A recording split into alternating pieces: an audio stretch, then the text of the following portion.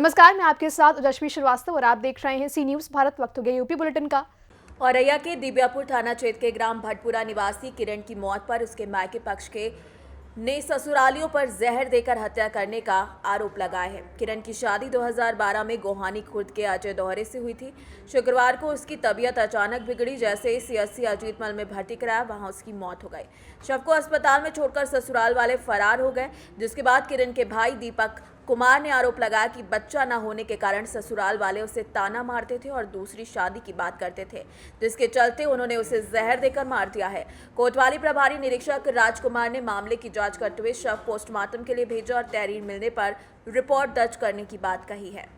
औरैया से सी न्यूज संवाददाता राजेश मिश्रा की रिपोर्ट। उत्तर प्रदेश के जनपद बहराइच के गुलीबीर रेलवे फाटक के निकट हमजापुर स्थित कब्रिस्तान की पैमाइश को लेकर रेलवे और स्थानीय लोगों ने विरोध जताया, जिसके बाद भारी संख्या में स्थानीय लोग मौके पर पहुंचे और एकत्रित हो गए और डटे रहे। जिसके बाद मामले की सूचना पाकर मौके पर पहुंचे नायब तहसीलदार व थाना दरगाह पुलिस पहुंची। लोगों से बातचीत करके अधिकारियों ने न्याय संगत कार्यवाही का आश्वासन दिया और विरोध कर रहे लोग मौके पर पहुंचे अधिकारियों की बात से संतुष्ट हुए और वापस चले गए। बहराइच से सी न्यूज संवाददाता सलमान अहमद की रिपोर्ट। बिजनौर के नहटोर थाना क्षेत्र में गुलदार के हमलों का सिलसिला जारी है। शुक्रवार शाम एक और दर्दनाक घटना में गुलदार ने 12 वर्षीय बच्ची पर जानलेवा हमला कर दिया। मुकर्रमपुर गांव की रहने वाली पुष्पेंद्र सिंह की बेटी साक्षी अपने साथी बच्चों के साथ घर से कुछ दूर जंगल की ओर गई थी। घटना उस समय हुई जब गन्ने के खेत से अचानक निकले गुलदार ने साक्षी पर हमला कर दिया। हमले में बच्ची की गर्दन और चेहरे के दोनों तरफ गंभीर चोटें आईं। आसपास मौजूद बच्चों की चीख पुकार सुनकर ग्रामीण मौके पर पहुंचे और घायल बच्ची को तत्काल सामुदायिक स्वास्थ्य केंद्र ले गए। सीएससी से बच्ची को गंभीर हालत में जिला अस्पताल रेफर किया गया, जहां से उसकी स्थिति को देखते हुए डॉक्टरों ने उसे मेरठ के उच्च चिकित्सा केंद्र भेज दिया। सरकारी अस्पताल के डॉक्टर लव कुमार ने बताया कि बच्चे के घावों की प्राथमिक चिकित्सा की गई, लेकिन गंभीर चोटों के कारण उसे बेहतर इलाज के लिए रेफर किया गया है। एक्चुअली नहटौर के मुकर्रमपुर की ये बच्ची है, लगभग 12 साल की है और ये इसको जो है लेपर्ड गले से जो है चोट पहुंची है। अब इसको एक अच्छे इलाज के लिए जो मेरठ मेडिकल रेफर करा दिया गया है। यहाँ जिला अस्पताल में फर्स्ट एड इसको दे दी गई है। बिजनौर से सीनियर संवाददाता सलीम हाशमी के साथ अजमल अंसारी की रिपोर्ट। लखीमपुर खीरी के फूलबेहड़ थाना क्षेत्र के खैया पुलिस यातायात केंद्र के पास तेज रफ्तार बस और मोटरसाइकिल की टक्कर हो गई। टक्कर में एक ही परिवार के 2 लोगों की मौके पर दर्दनाक मौत हो गई, वहीं 2 लोग गंभीर रूप से घायल हो गए। घटनास्थल पर मौजूद पुलिस ने दोनों शवों सहित घायलों को एम्बुलेंस की सहायता से अस्पताल भेजकर बस को कब्जे में लेकर जांच पड़ताल शुरू कर दी। वहीं बस का चालक बस छोड़कर फरार हो गया। लखीमपुर खीरी से सी न्यूज संवाददाता सतीश कुमार गुप्ता की रिपोर्ट। खटीमा के ग्राम मोहम्मदपुर भूड़िया में डॉक्टर BR अम्बेडकर पे बैक टू सोसाइटी के तत्वावधान में संत शिरोमणि गुरु रविदास की जयंती धूमधाम के साथ मनाई गई। इस अवसर पर क्षेत्रवासियों ने गुरु रविदास की प्रतिमा पर श्रद्धा और सुमन अर्पित किए। बता दें कि इस कार्यक्रम में विभिन्न वक्ताओं ने गुरु रविदास के जीवन और उनके योगदान पर प्रकाश डाला, जबकि डॉक्टर संजय दिवाकर ने शिक्षक बनो, संगठित बनो, संघर्ष करो का संकल्प लेने की अपील की।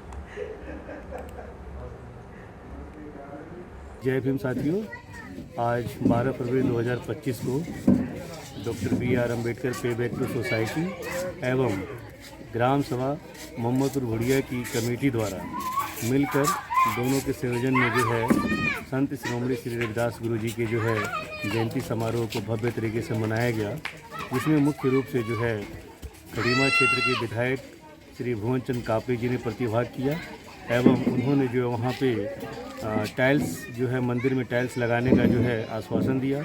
इसी के साथ साथ जो है वहाँ पर प्रशासक क्षेत्र पंचायत श्री रणजीत सिंह नामधारी एवं पूर्व सांसद प्रतिनिधि श्री साधु सिंह नामधारी द्वारा भी प्रतिभाग किया गया एवं प्रशासक महोदय द्वारा पूरे मंदिर को जो है सौंदर्यीकरण का आश्वासन दिया गया। इस कार्यक्रम को बहुत ही भव्य तरीके से मनाया गया और एकता का संदेश देते हुए समाज को एकजुट करने का प्रयास किया गया तथा समाज को अधिक से अधिक शिक्षा के क्षेत्र में आगे बढ़ाने का प्रयास किया गया। और कमेटी के द्वारा ये आश्वासन दिया गया कि यदि कोई भी विद्यार्थी या कोई भी बच्चा अगर पढ़ना चाहता है और उसके पढ़ाई में कोई बाधा आती है तो उसको कमेटी जो है उसके शिक्षा को आगे बढ़ाएगी। उसके कंपटीशन को, उसकी किताबों का निर्वहन जो है कमेटी के द्वारा किया जाएगा। पीलीभीत से सी न्यूज़ संवाददाता विकास सील की रिपोर्ट। प्रयागराज के मेजर राष्ट्रीय राजमार्ग NH 46 पर शुक्रवार शाम को एक भीषण एक्सीडेंट में 10 श्रद्धालुओं की मौके पर मौत हो गई। यह हादसा मनुकापुरा गांव के पास हुआ जब छत्तीसगढ़ से महाकुंभ आ रही एक बोलेरो मिर्जापुर मुख्य मार्ग पर बस से टकरा गई।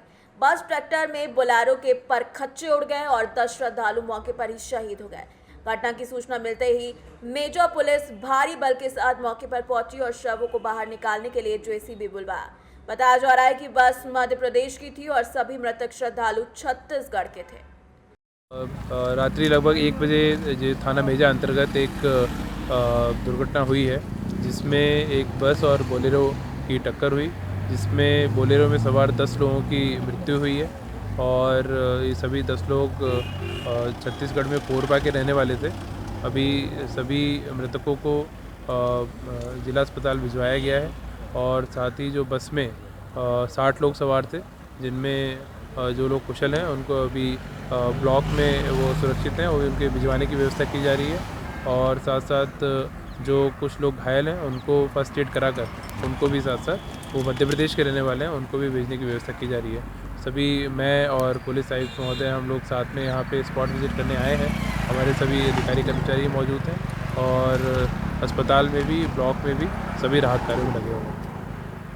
एक दुर्भाग्यपूर्ण घटना घटित हुई है। एक बस और बोलेरो आमने सामने आ गई, जिसमें टक्कर हुई। यात्री बस से प्रयागराज से मिर्ज़ापुर की तरफ जा रहे थे और बोलेरो में कुछ लोग 10 लोग सवार थे, जो कि छत्तीसगढ़ से प्रयागराज की तरफ आ रहे थे। इस घटना में जो बोलेरो में सवार 10 व्यक्ति थे उनकी मृत्यु हो गई है।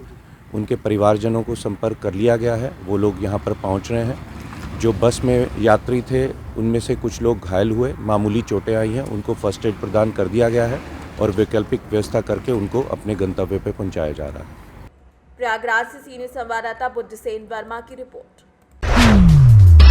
सिद्धार्थनगर के लोटन ब्लॉक के ग्राम सभा हरिगांव में सरकार के दिशा निर्देशों के तहत चौपाल का आयोजन किया गया। ये चौपाल कृषि विभाग के नेतृत्व में संपन्न हुई, जिसमें सरकार की विभिन्न योजनाओं जैसे वृद्धा, विधवा, दिव्यांग, किसान सम्मान निधि, पीएम आवास आदि के बारे में जानकारी दी गई। चौपाल में ग्राम विकास अधिकारी देवेंद्र मणि त्रिपाठी ने ग्रामीणों की समस्याएं सुनी। ग्रामीणों ने 2 प्रमुख समस्याएं उठाई: आदर्श जलाशय पर घाट का निर्माण और पंचायत भवन तक का रास्ता बनवाया। बता दें कि इन समस्याओं को सचिव ने खंड विकास अधिकारी को फोन पर सूचित किया और जनता को समाधान का आश्वासन दिया। इस अवसर पर ग्राम सचिव, ग्राम प्रधान, ग्राम रोजगार सेवक, पंचायत सहायक, केयरटेकर और अन्य ग्रामवासी उपस्थित रहे। आज ये चौपाल का कार्यक्रम है महोदय, कितनी समस्याएं, कितने का आप निस्तारण किए और कितनी अधूरी है? मेरे पास 2 समस्याएं मेनली आई हैं। सबसे पहले हमारे समस्या आई पंचायत भवन तक जो रास्ता खराब है, यहाँ मंदिर है और उसके बनवाने की बात कही गई, तो वो कार्य योजना मेरा है, इस हफ्ते में चालू हो जाएगा, उसका निस्तारण किया गया। दूसरी समस्या यहाँ पे एक आदर्श जलाशय है जिसमें घाट बनवाने की बात हुई, तो मैं खंड विकास अधिकारी महोदय को सूचित कर दिया हूँ। उन्होंने कहा ठीक है, आप ब्लॉक पे आइए, उसको देखते हैं, उसका भी निस्तारण कर दिया जाए। सर, इस चौपाल का उद्देश्य क्या है?